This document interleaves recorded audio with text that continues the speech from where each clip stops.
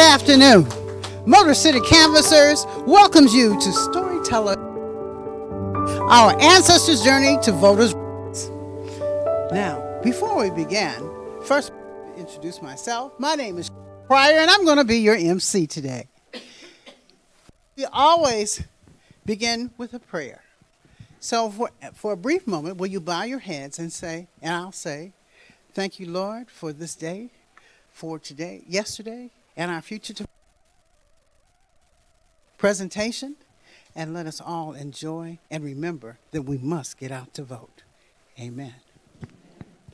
The second thing we do, which is a custom that we have, we do libations.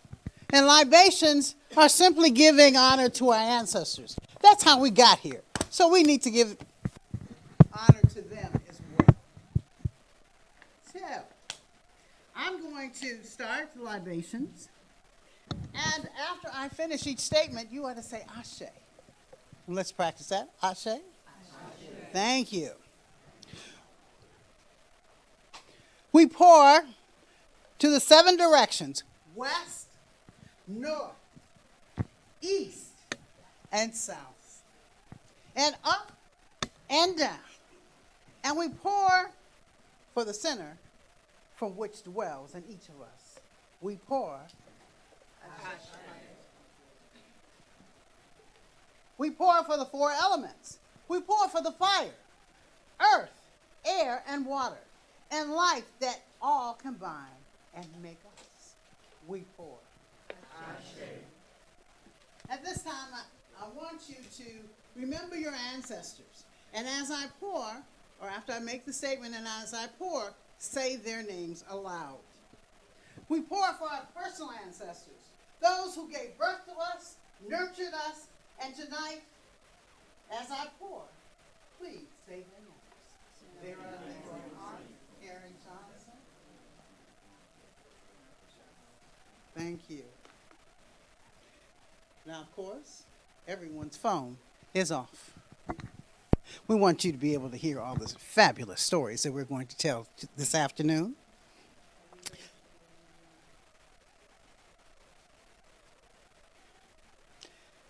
If we have any legislators, they will be able to talk to you at the end of the show.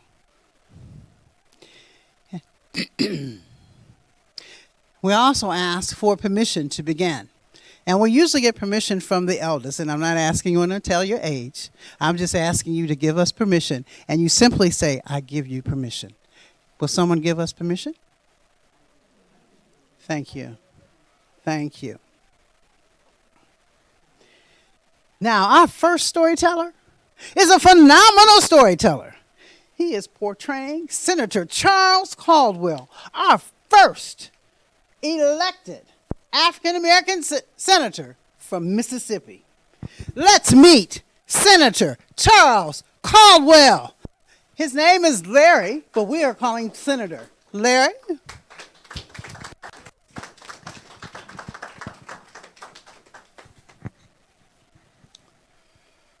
Charles Caldwell's famous last words: never say that you killed a coward. These words were stated after he had been ambushed there in Clinton, Mississippi, 1875. He had been shot in the head.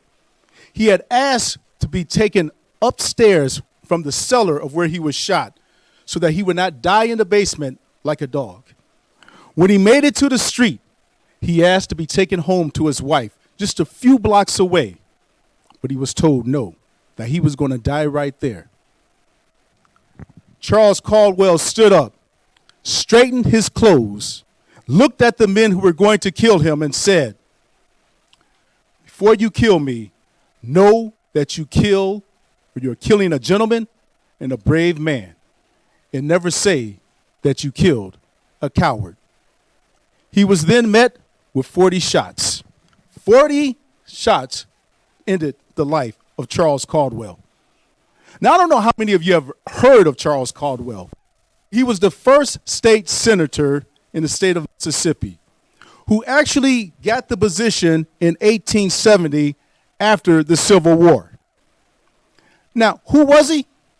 Well, He was born in 1831 or 32 in Clinton, Mississippi. He was a slave. He learned to become a trade of a blacksmith. He could not read or write, but there were those around who would help those who wanted to learn, and he was one of those individuals. He learned to read, and as he learned to read, he wanted more. He wanted equality. He understood that he wanted more than just to be in the life of a slave. Well, he saw some horrible things being a slave there in Mississippi, land of cotton, of where slaves were sent down the river. It was a lot worse than being up in the areas like Virginia. It's tough, hot there in Mississippi with all that heat, and you're all day are picking cotton. But when Civil War was over, something about Charles Caldwell, that strength that just attracted people to. And so he was actually given the position of a leader.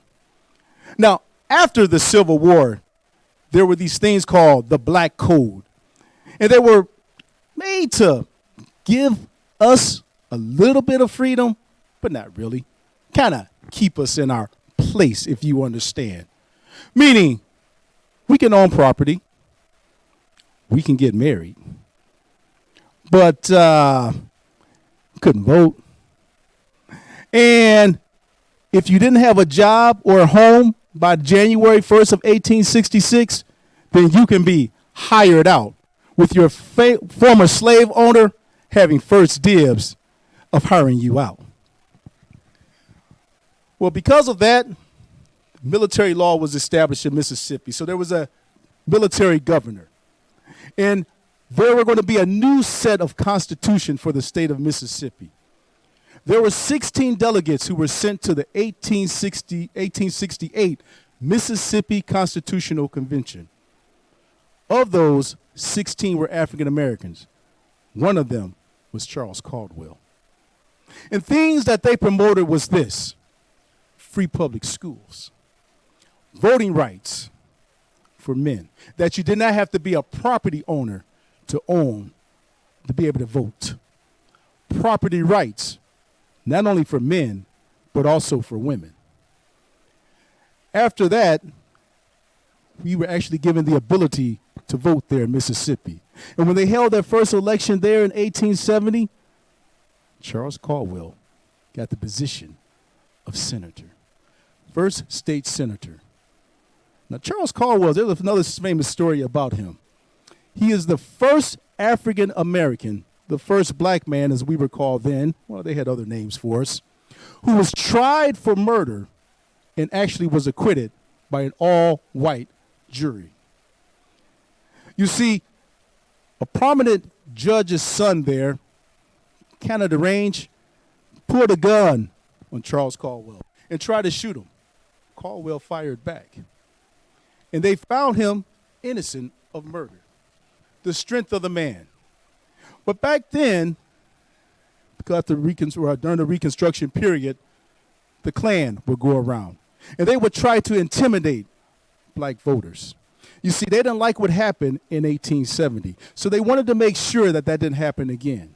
And so the Klan would go out there and other individuals to intimidate. Charles Caldwell, he was actually in control of the militia.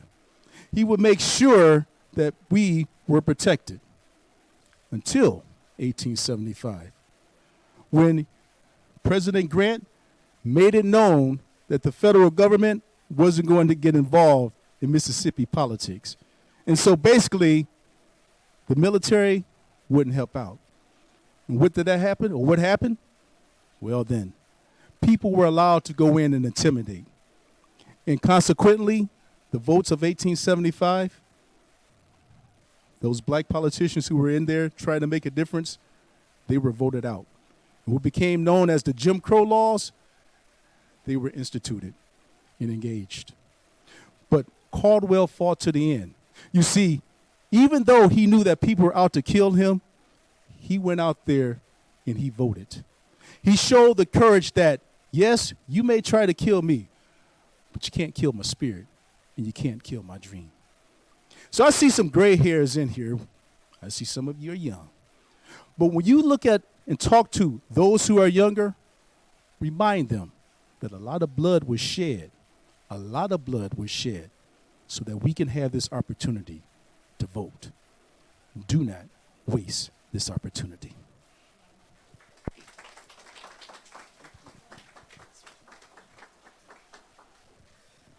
How many of you had heard of Caldwell before?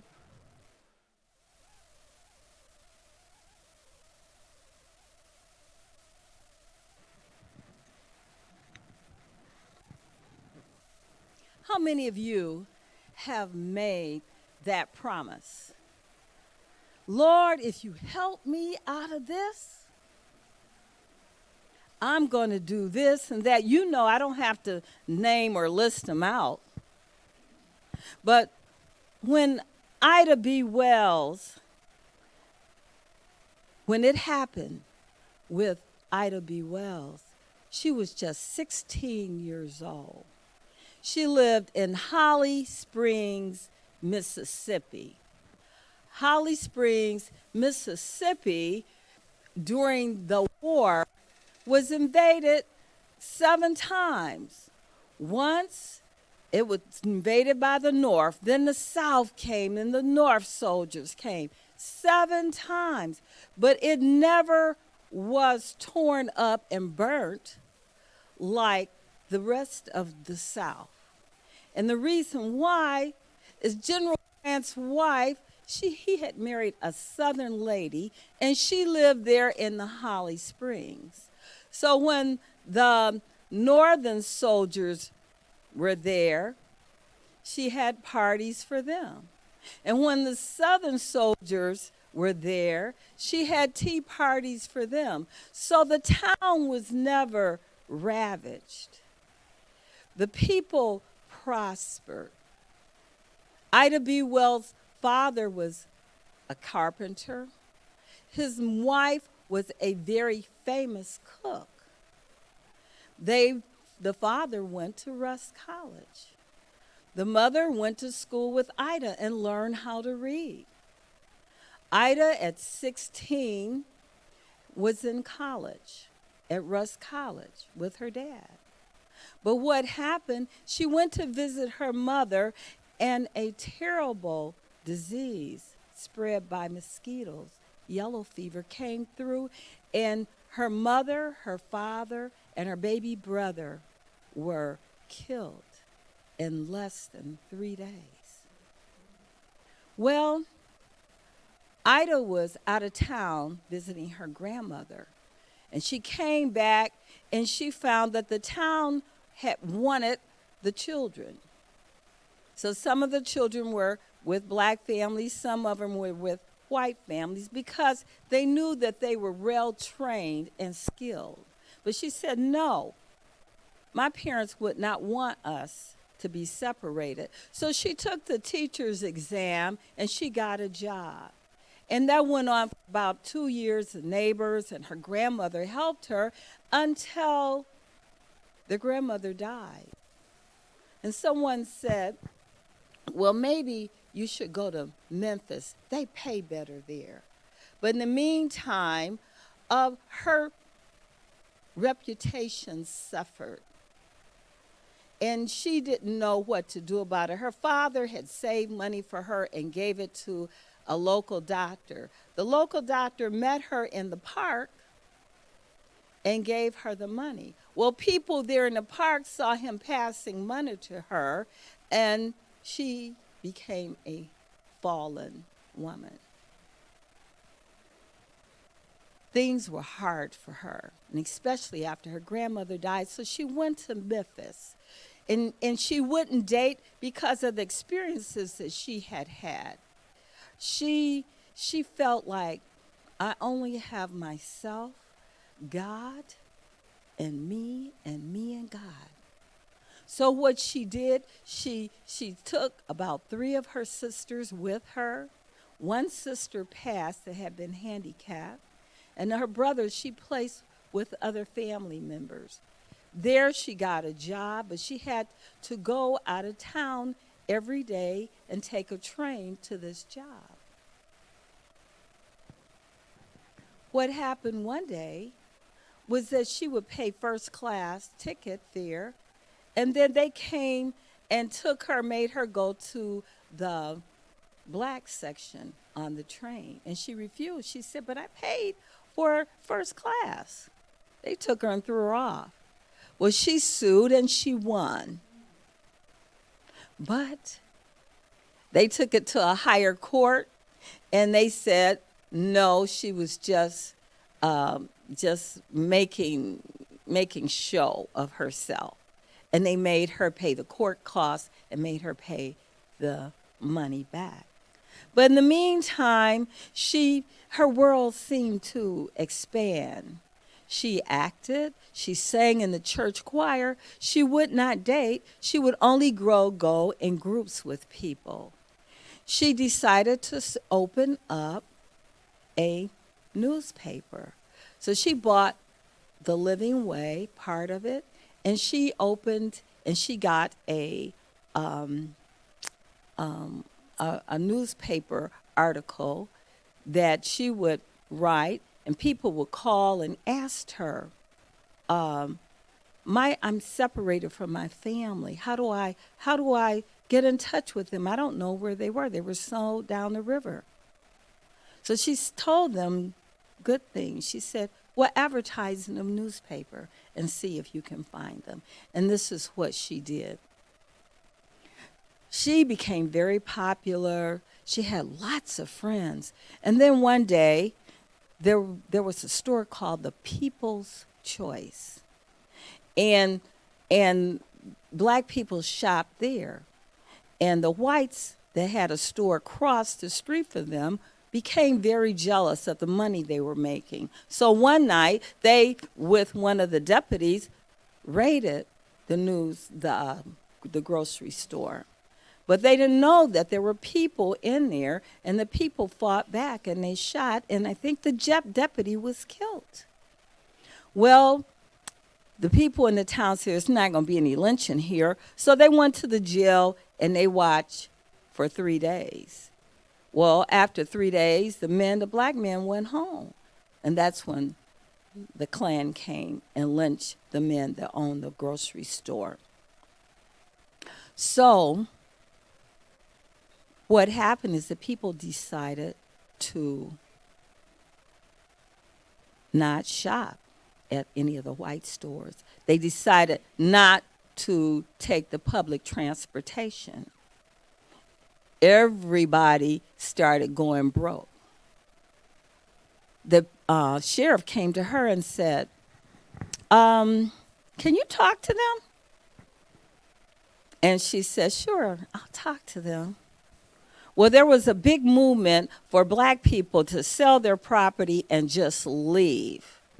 And so she said, go west, go to the Indian Territory. And that's what a lot of people in Memphis did. They moved to they moved to Oklahoma. So the Klan became very upset with her, and so they planned to kill her. She had a lot of speaking engagement. Her newspaper was being republished all over the United States by other black papers, and she was going to speak.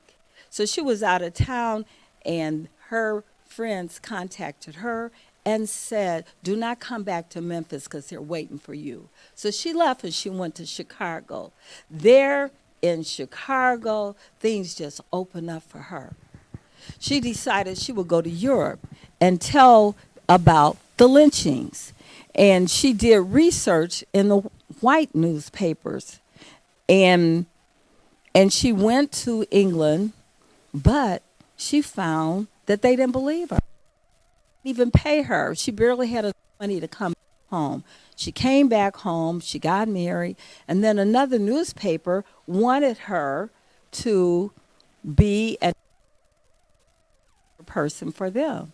So and she was so successful that the people in England started putting pressure on the United States to stop all this lynching. She would disguise herself and go south and make reports. She wrote a book called The Red. She wrote another book called Southern Horrors. She has just many newspaper articles, and like I said, those 2 books. She also complained about why there were no blacks in the American fair during the 1900s fair. Anyway, time went by, and it was time for women to get the vote. As you know, women could not vote then. They couldn't even be parents to their children. Their husbands owned the children, and them too, really. So in 1913, on her way to vote with the Illinois delegation, she was told that she had to go in the back of the line with all the other blacks. She stepped out. And instead of stepping out the whole time, because I think we would have really been disappointed, she decided halfway through that she would march anyway. So she stepped back in at the beginning of the delegation with the people from Illinois, and she marched. And we know that she was one of the people that started the NAACP. She was very active in women's groups. She ran for office. And you know what? Before she died, we finally got the right to vote. What year was that, ladies? That's right, 1920. I'm on the battlefield for my Lord. I am on the battlefield for my Lord. I promised him that I would serve him till I die. I'm on the battlefield for my Lord. Thank you.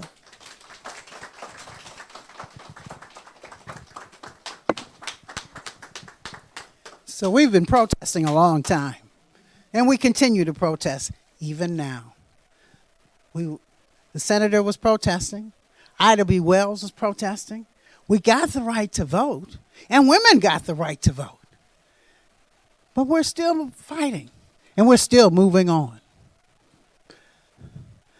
Our third storyteller is Janice Burnett, and she's going to be that fiery Fannie Lou Hamer. Let's welcome her.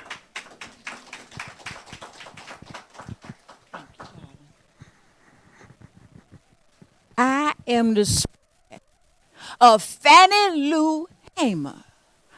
I'm a Negro woman from Mississippi, a sharecropper. Those you don't know nothing about that, I can tell you, sharecropping is the same as slavery, just spell it different. Child, we was living barefoot, hungry, and hopeless. That was our life. But there's few pieces of joy that a woman such as myself can have. One of them was God, who's the head of my life, and the other family. We didn't have nothing, but we know that family give you so much joy. You loving them and they loving you, that keep you living.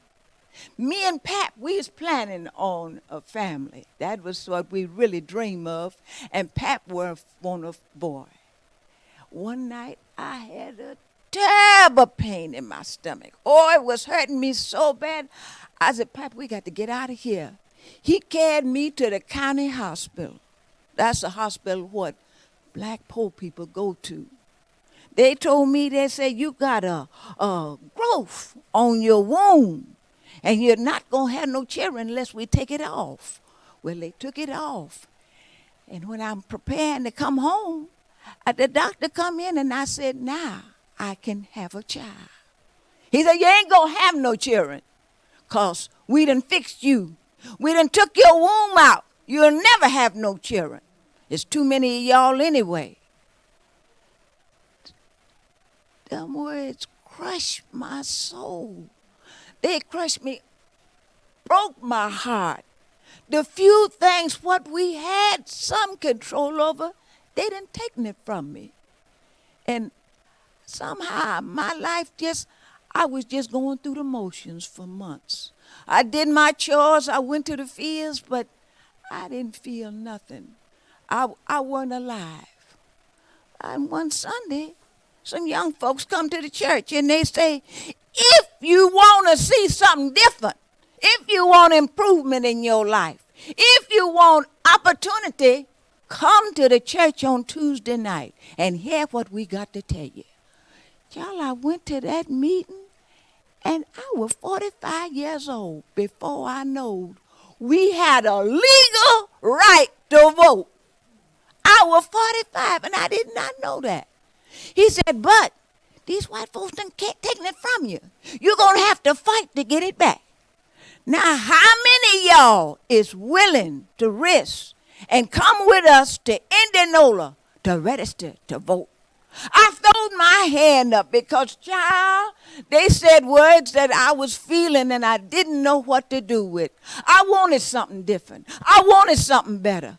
I was going to have something better. And so I was going. Pap told me, he said, don't you know that they killed Min Henderson and they killed that whole family when he went down to vote? I said, look at here, Pap.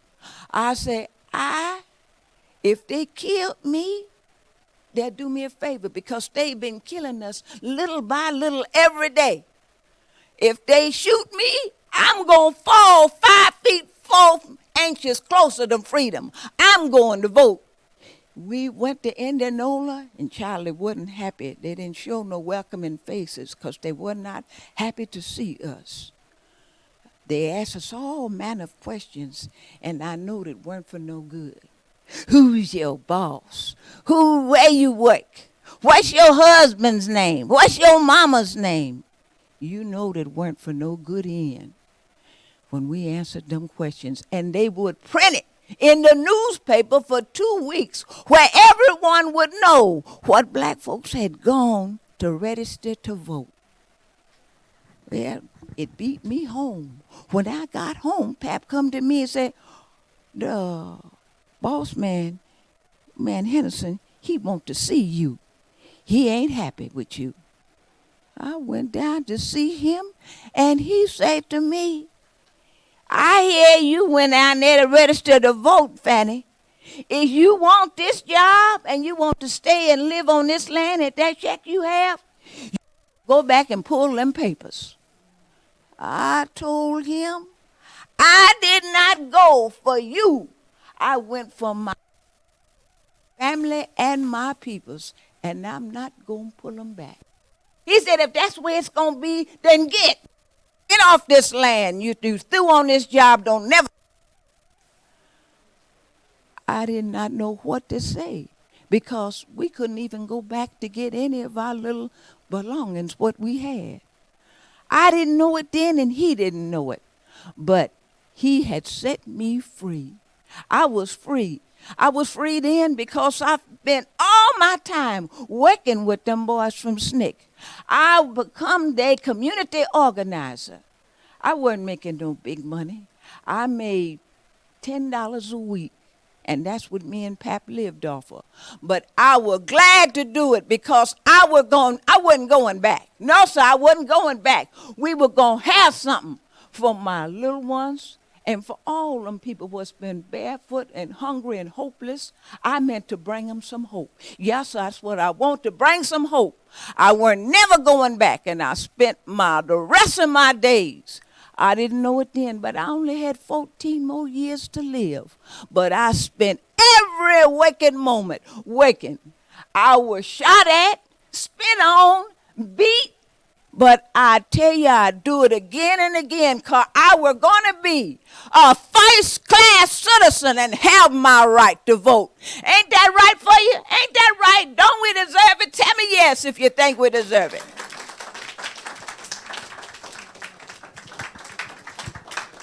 Oh, yes.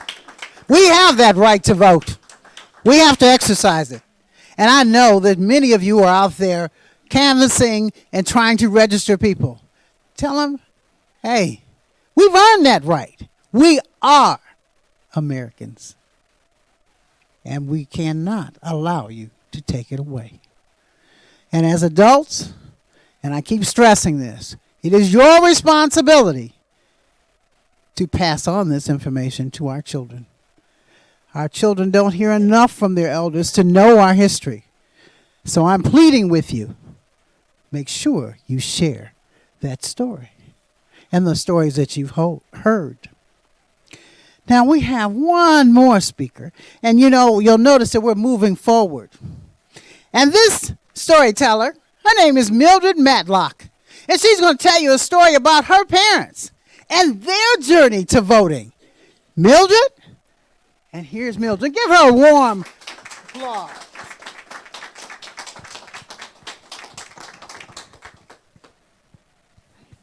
I left my home in the land of cotton, where Jim Crow times were best forgotten. Look away, walk away, get away from Dixieland. Goodbye, Dixie.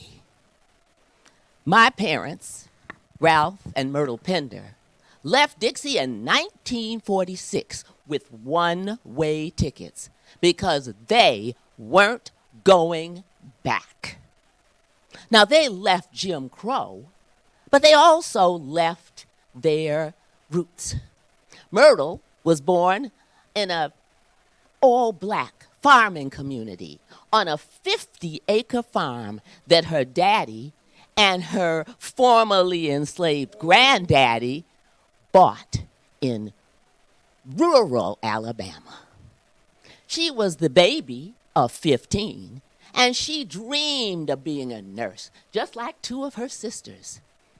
But she couldn't stomach the racist nursing instructors, and she quit. Ralph was raised in an integrated West Virginia mining town, where the pervasive black coal dust turned everybody black in the coal mines. But Ralph's family was always black, so he couldn't go to school with his white friend who lived next door.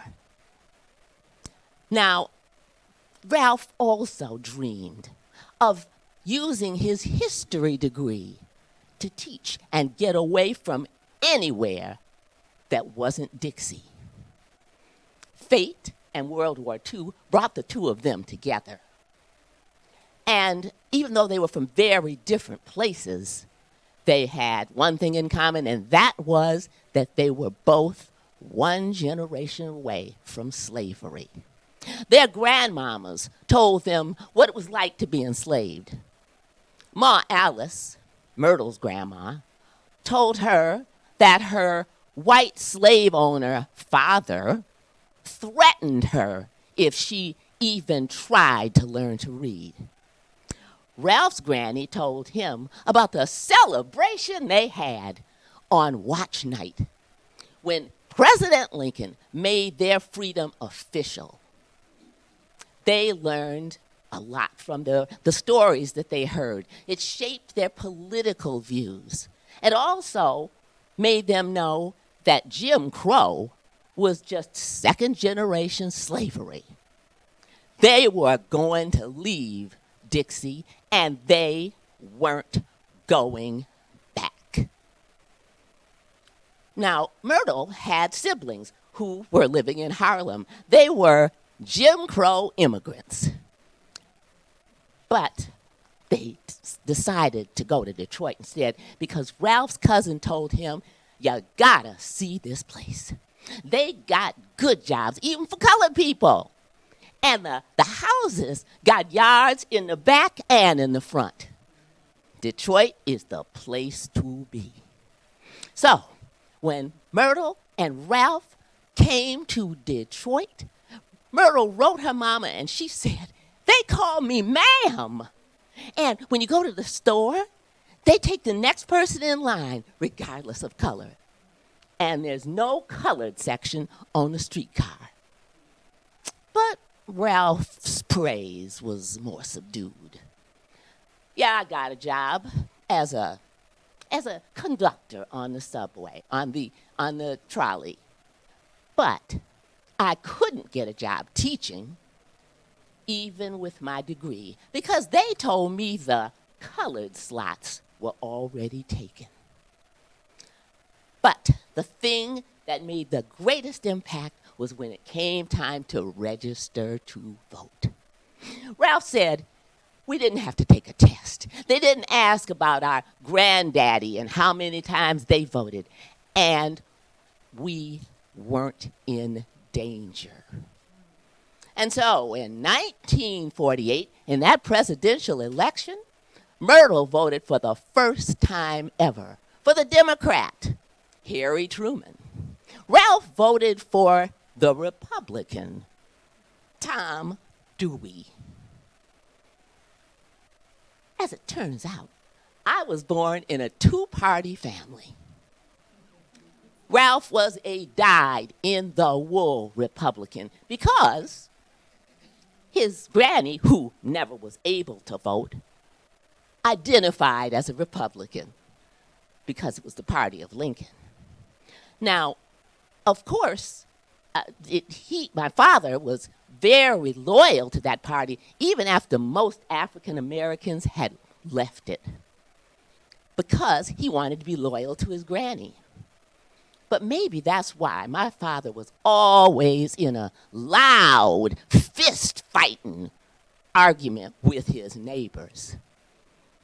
Myrtle, on the other hand, knew that Democrats and FDR were trying to make things better for poor black and white citizens. And so she just quietly went to the polls and voted Democrat.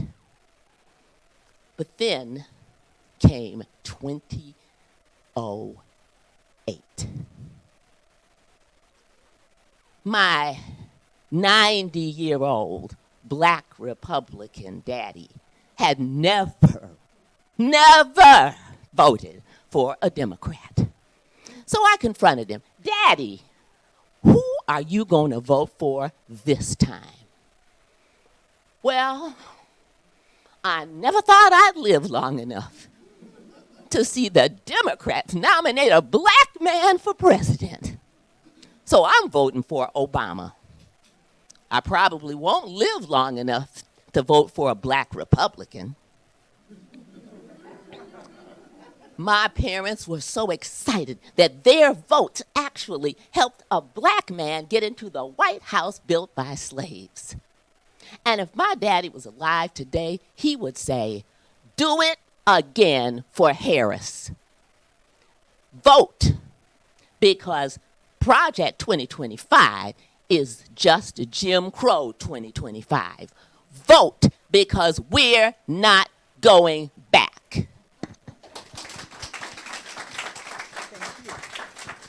Don't go far. Well, we know why we need to vote, right? And I know that you know, because you're talking about canvassing and you're talking about talking to people. So you know, but we have to get that message out. As her parents said, we're not going back. We are going to stand tall. We've heard stories about John Lewis, who says, get in good trouble. I think this is good trouble, don't you?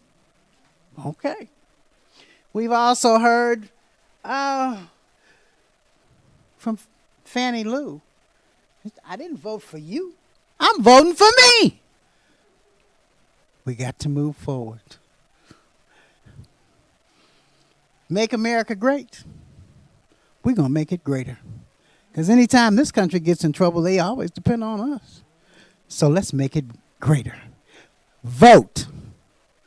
At this time, I'd like all of my storytellers to step up front because we owe them a warm applause. Please come up.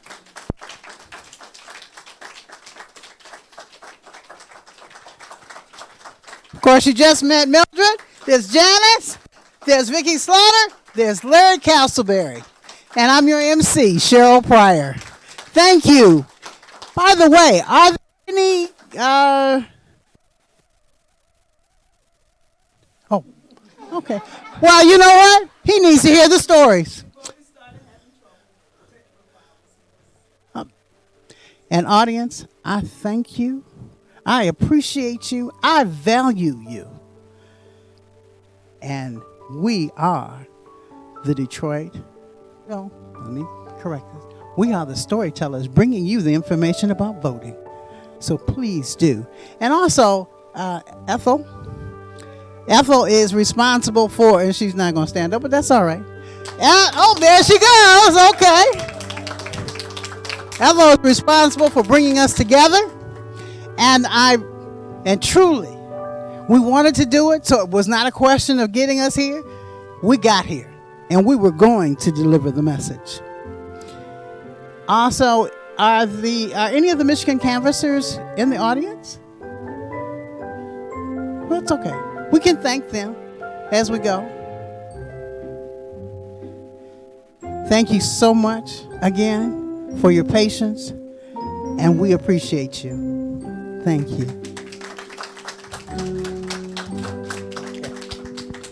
All right. Get out there and do your work. Okay.